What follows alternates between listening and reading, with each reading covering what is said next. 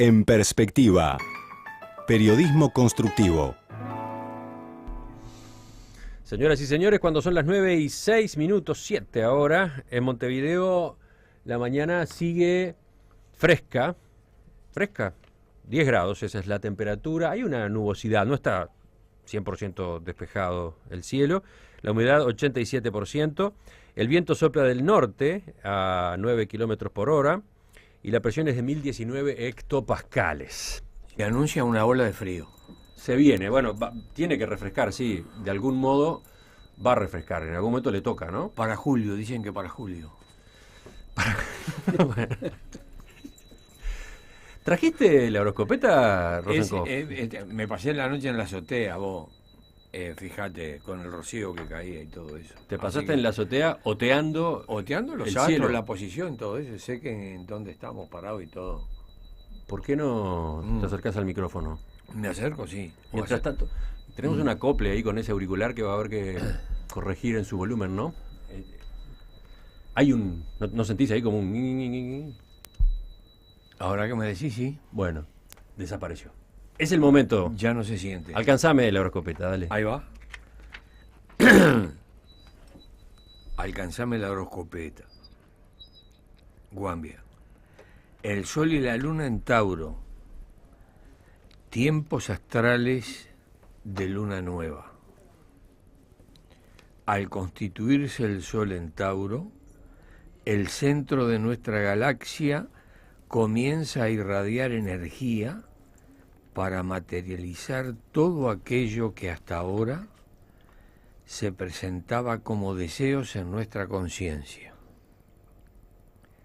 Tanto que con asistencia del Tauro lunar provoca un derrame en el bolsón estelar de Higgins, donde se depositan ruegos, demandas, súplicas que hacen vibrar la carta astral y asoman, aturdidos, el amor, la dicha, un edil, la ilusión, un punto, Dios, ¿por qué no llego?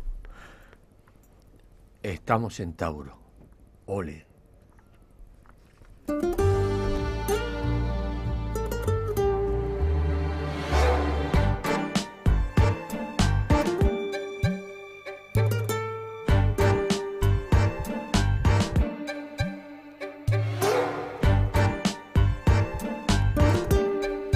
¿Qué decía Juan? ¿Cómo te sonó la horoscopeta esta? Con un mensaje de aliento a todas las intendentes, a todos los candidatos a intendentes, ¿no? ¿Te parece que fue a todos? No sé, viniendo del ruso. No, persevera y triunfarás. Pero hay, digamos, los ruegos por un punto se oyen. ¿Se oyen? Se oyen, oye. Saludos. Mirá Raquetti, pobre. Saludos a quienes nos acompañan en la mesa de esta tertulia hoy viernes. Ya escucharon a Mauricio Rosenkopf, buen día. Buenas. Escucharon a Juan Grompone, ¿qué tal? Buen día, ¿qué tal? Escucharon algo a Carlos, que estaba así, anonadado a su vez, siguiendo a su amigo con su horoscopeta. Sí, terrible los astros y los desastros. ¿Sabe? Me tienen desconcertado ustedes dos porque cambiaron de posiciones en la mesa. Ahora están uno al lado del otro, Carlos y el ruso, que no es lo habitual. No, pero yo me instalo acá, porque allá, de aquel lugar, cada tanto sopla un viento norte que me afecta el hígado y los nervios. Bueno, están los dos, uno al lado del otro, cuando habitualmente están enfrentados, Maggi y Rosenkopf. Esta vez ya no. Si ustedes están siguiendo la transmisión por enperspectiva.net, lo van a poder ver claramente. Como también van a poder ver a Ana Ribeiro, a quien ahora incorporamos, pese a que no se encuentra acá, sino en Asunción del Paraguay. Buen día, Ana. Buen día a todos, ¿cómo están? ¿Qué estás haciendo en Asunción en este momento? Bueno, vine para la Feria del Libro. Aquí se realiza la feria entre el 23 de abril y el 3 de mayo. Tengo un folletito, no sé si lo ven, si lo quieren ver. Sí, estás con papeles en la mano. ¿Lo están viendo?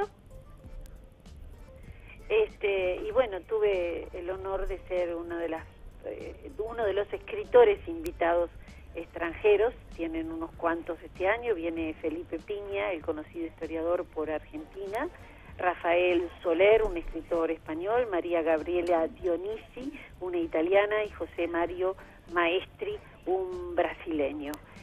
Bueno, y quién les habla. Así que hay una constelación de países aquí representados como escritores invitados. Este año la feria es de verdad muy grande, han cambiado locación, están en un sitio que era una antigua fábrica textil, lo han reacondicionado, es una infraestructura verdaderamente espectacular. Está todo diseñado con una gracia y stand enorme de las firmas y editoriales internacionales. Realmente un placer ver cómo ha crecido la Feria del Libro. Es una pincelada interesante la que estás haciendo, Ana, porque estamos muy acostumbrados a prestarle atención a la Feria del Libro de Buenos Aires, ¿no? Que es toda una institución, Claro. y que también está corriendo en estos días, pero pocas veces hablamos de la Feria del Libro de Asunción. Después, en todo Claro, caso... hasta ahora era una feria muy chica. Recuerdo hace algunos años que yo vine y se realizó en el último piso de uno de los shopping, no me acuerdo si era el Shopping del Sol de aquí, y estábamos, la sala de exposiciones era al lado del sitio, por la rampa por la que entraban los autos, así que hablar era casi imposible, no se escuchaba, había 5 o 6 stands. Ha hecho un crecimiento esta feria de Asunción que a mí, que tengo la mitad de mi corazón es paraguayo, como siempre digo, y quiero muchísimo este país con el cual tengo una relación de estudio histórico y fraterna muy larga. Bueno, a mí me llena de orgullo ver cómo ha crecido, y apenas me invitaron, pero hice maleta en 3 minutos, acá estoy. Los oyentes, quienes están siguiendo la transmisión en video, deben preguntarse qué son esos cuadros que tiene Ana detrás. Pero dentro de un rato, en todo caso, te pregunto específicamente sobre eso, ¿de acuerdo? Perfecto. Vamos, Ana, Carlos, Mauricio, Juan, vamos al primero de nuestros temas en la charla de esta mañana. La ministra de Educación y Cultura, María Julia Muñoz, dijo esta semana que el proyecto de la Universidad de la Educación, destinada a darle una formación terciaria a los docentes de secundaria, quedó descartado para este periodo. Recordemos, se trata de una institución que había sido impulsada por el gobierno de José Mujica. Por otro lado, el ministro de Economía, Danilo Astori, fue consultado ayer, después del Consejo de Ministros, sobre los recursos a destinar a la educación en el presupuesto. Le preguntaron si se cumplirá con la meta de presupuesto equivalente a 6% del Producto Bruto Interno y contestó: nuestro programa indica que tenemos que ir tendiendo a ese porcentaje del producto. Eso es lo que vamos a hacer, tender en este presupuesto. Si llegamos o no al final del periodo, lo veremos. Haremos todo lo posible, añadió. ¿Cómo están viendo estas señales que surgen desde el Poder Ejecutivo a propósito de educación, y que todas tienen detrás el mismo factor, ¿no? La economía un poco más lenta y la necesidad de ser prudentes en el manejo del presupuesto, de los gastos? Juan. Bueno, primero, la idea de universidad de educación a mí siempre me pareció mala, porque universidad viene de universal. Las universidades son una colección de facultades que tratan de cubrir el mayor número de disciplinas posibles. De modo que hacer una universidad de educación me parecía algo traído de los pelos. Pero mucho más traído de los pelos es porque la Universidad de la República tiene una facultad que se ocupa de la educación. Es decir, la Facultad de Humanidades y Ciencias de la Educación se ocupa de la educación. Es cierto que tiene un papel relativamente lateral dentro del tema, pero lo razonable sería que esto ocurriera en el ámbito de la facultad esa, que tiene su nombre específico, Ciencias de la Educación. De modo que ahí se podría hacer una carrera perfecta de docentes de todas las carreras que se quieran, ¿no? Esa es una primera consideración. Y en segundo lugar, creo que además esto hace que esta dificultad nace de una dificultad congénita de la Ley Orgánica de la Universidad, que no prevé cómo se crea una facultad nueva. Por eso no se puede crear dentro de la Universidad de la República una facultad de educación pura. O si se crea, que se cree de imperfecta, como pasa con la Facultad de Ciencias, la de Psicología o muchas otras. ¿Qué dicen los demás? Ese fue el enfoque que eligió Juan. ¿Por dónde van ustedes? A mí me resulta curioso que teniendo un instituto para formar a los profesores, se necesite prepararlos en otro instituto. Es decir, las facultades que reúnen, tienen su materia. Si hay un instituto Artigas para formar los profesores, si les falta algo, ese instituto lo tiene que ampliar, porque está destinado a la cosa concreta que es preparar a los profesores. Yo entiendo que los profesores pueden tener déficit de preparación. Lo que no entiendo es por qué el Instituto Artigas no cumple con su obligación y los prepara completamente. La decisión del gobierno de posponer la creación de la Universidad de la Educación se debe a la necesidad de trabajar con un presupuesto responsable, según dijo ayer hablando con El Observador la ministra María Julia Muñoz. Ante esta realidad, el gobierno resolvió descartar la concreción de ese proyecto en este periodo. Es algo que había salido ayer, que lo había informado el diario El País. Bueno, ahora, hablando con El Observador, la doctora Muñoz advirtió que el presupuesto se va a trabajar según lo que estipule el ministro de Economía y el ministro de Trabajo. Dentro de ese marco, nosotros queremos apostar a que el tránsito al 6% del PBI a la educación rinda de la mejor manera en edificios y en salarios. El miércoles, cuando participó en la jornada sobre planeamiento estratégico, información y evaluación, la ministra Muñoz explicó que la decisión de aplazar el proyecto se debió a la realidad del próximo quinquenio en materia de presupuesto y ante la voluntad de ser precavidos por la situación que atraviesan países como Argentina y Brasil. A mí me parece que deberían gestionar el pase para una consejería o asesoría de Juan, porque lo que dijo fue muy preciso y muy claro. No he visto ninguna polémica sobre ese tema. Los fundamentos que él da sobre la formación y los institutos que ya existen para la formación, hay que activarlos y dirigirlos hacia eso. Con respecto...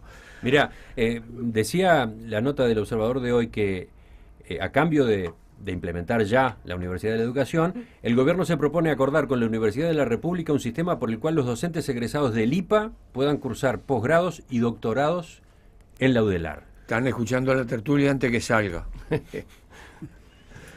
Sí, parecería que hay soluciones más lógicas, sobre todo para un momento en el cual es evidente que la economía tiene que frenar, ¿no? Es decir, todas las medidas que está tomando el gobierno para frenar el gasto no es un capricho, es una necesidad, porque vamos a tener una catástrofe, si no. Ana, tú desde allá lejos, ¿cómo estás viendo esta novedad? Bueno, me parece bien tener precaución y pensar en el marco económico que hay en la región. Lo que me parece muy desesperante es que no acordemos a nivel nacional, por encima de todas las estructuras políticas y de una buena vez, algo que contemple las múltiples necesidades que el sistema educativo uruguayo tiene y que a gritos reflejan una situación de crisis importante. Se hacen cosas, pero se hacen cosas que parecen no estar combinadas entre sí.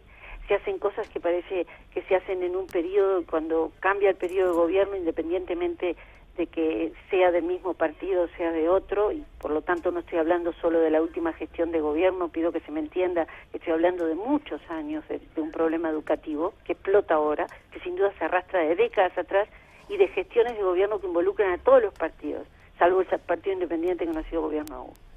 Entonces, ese emparchar y seguir de nuevo es un karma nacional, es horrible. ¿Cuándo vamos a tener un plan educativo a largo plazo? Porque estas cosas no se resuelven en una gestión. Está bien, ahora hay un problema, no se puede hacer, pero ¿qué pasa en el próximo periodo? Cambiamos todos los folletos de vuelta.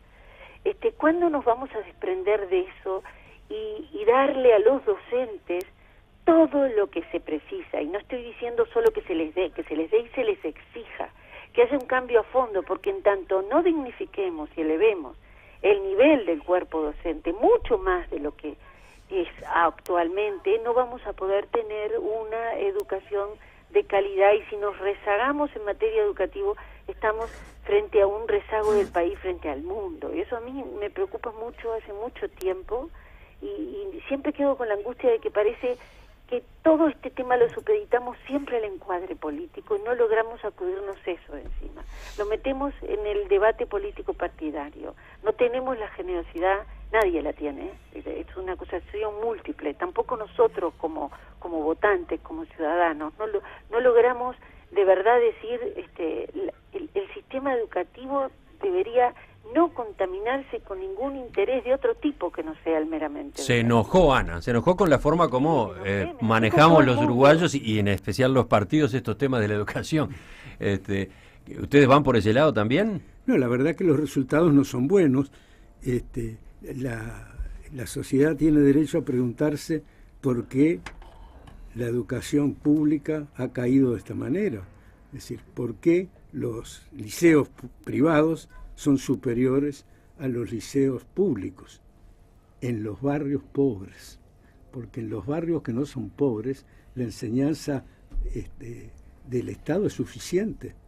No tiene un déficit para nada grave. Donde está la cosa grave es en el sistema de distribución de los profesores. Los buenos van a los lugares lindos y los que tienen una tarea difícil, en vez de ser los mejores, son los más retrasados. Estamos haciendo una distribución de profesores absolutamente al revés de lo que es necesario, ¿no? Los campos difíciles son los campos pobres, donde hay que preparar la mayoría de los ciudadanos del futuro, porque los jóvenes serán en mayor medida en los barrios pobres que en los barrios ricos.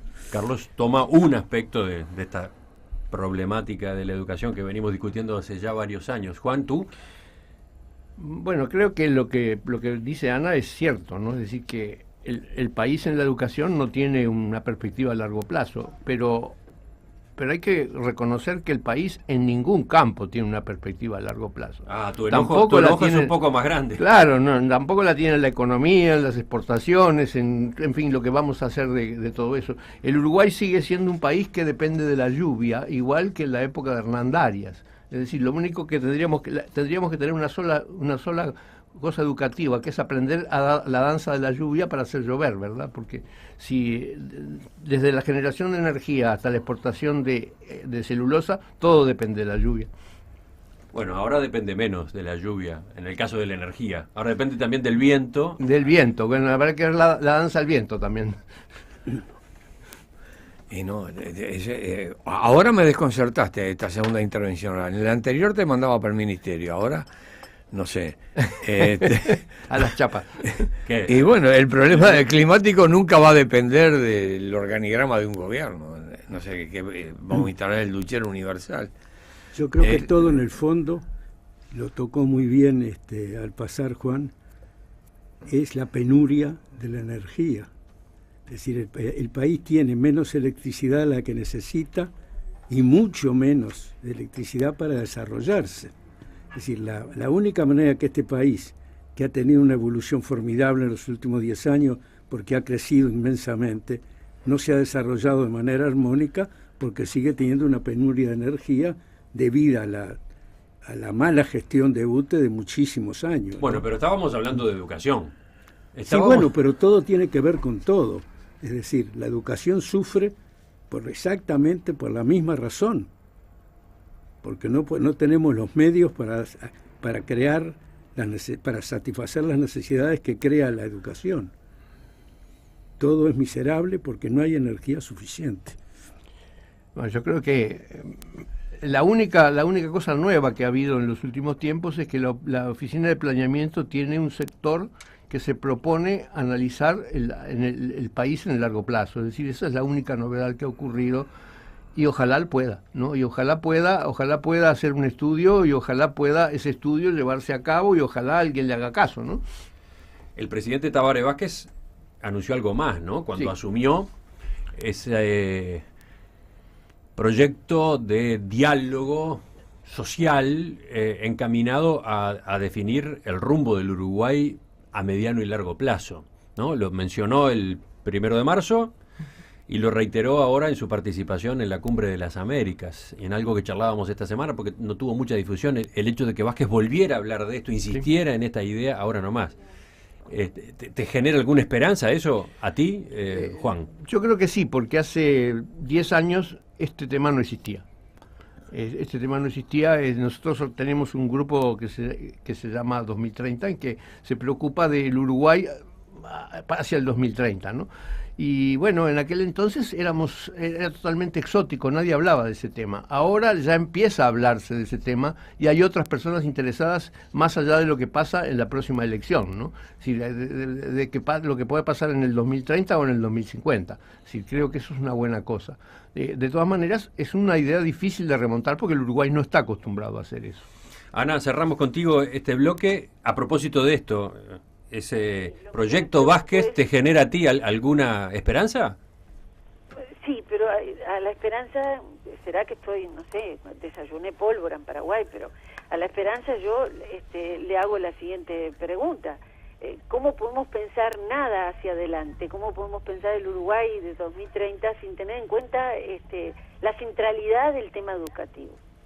Porque si no nos preparamos para un mundo que es de vértigo, las transformaciones y los cambios que tiene, ¿cómo vamos a hacer? Si no ayudamos a los docentes a que continuamente estén capacitándose para un mundo en el que sus saberes caducan cada 4 o 5 años, ¿cómo diablos vamos a tener los resultados que se requiere? ¿Cómo vamos a ajustar la estructura productiva del país al mundo si no preparamos las nuevas carreras, los nuevos desafíos, lo dejamos librado a la enseñanza privada y el poderoso Estado y el poderoso sistema educativo nacional, aquel que instalara Varela en adelante, no tiene el mismo nivel que tienen los que sí pueden pagar? Eso es una llaga abierta en el corazón de nuestro país. Y si no lo solucionamos, a mí me obsede muy especialmente. 9:28. ¿Tenés un aporte? Escribinos a enperspectiva@enperspectiva.net o envía un mensaje de texto al 55511. Costo del SMS, 6 pesos impuestos incluidos. ¿Tu epílogo, Juan, cuál es? Escuchando a Ana, ¿qué te surgía? Que el problema de más largo plazo que tiene todo país es la educación, porque uno educa para gente que va a ingresar al trabajo 15 o 20 años después y va a trabajar durante 30 años más, de modo que precisamente lo que estamos educando hoy es para 50 años, ¿no? De modo que hay que pensar, saber qué va a pasar en 50 años. Enseguida volvemos a la mesa de este viernes.